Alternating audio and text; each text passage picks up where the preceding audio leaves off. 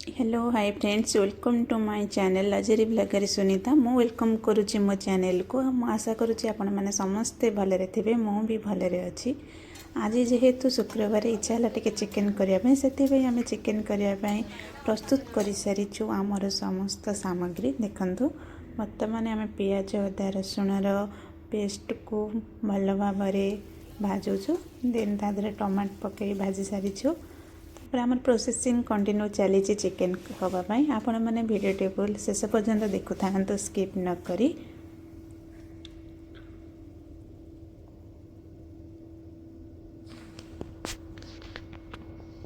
बर्तमान आमर chicken already कषा अधा अधि हो सारा से आम सब चिकेन मसला गरम मसला धनिया पाउडर जीरा पाउडर ऐड कर सारीचु।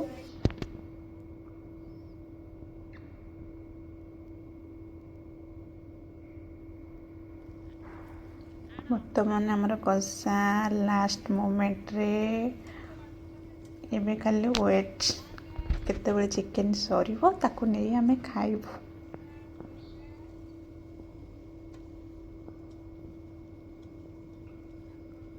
फाइनली आमर चिकेन कषा हो साराणी तादरे आम पानी एबे दबू पानी अलरेडी आम दे सारूँ पानी दे सारा 2-4 मिनट फुटिला तरकारी तापर आम गैसटा बंद करूँ आकू नहीं खाइबू। देखो फाइनली आमर चिकेन करी रेडी। प्लीज़ मो चैनल जो मैंने न्यू थे सब्सक्राइब करेंगे लाइक कमेंट शेयर करेंगे। रखुची बाय बाय।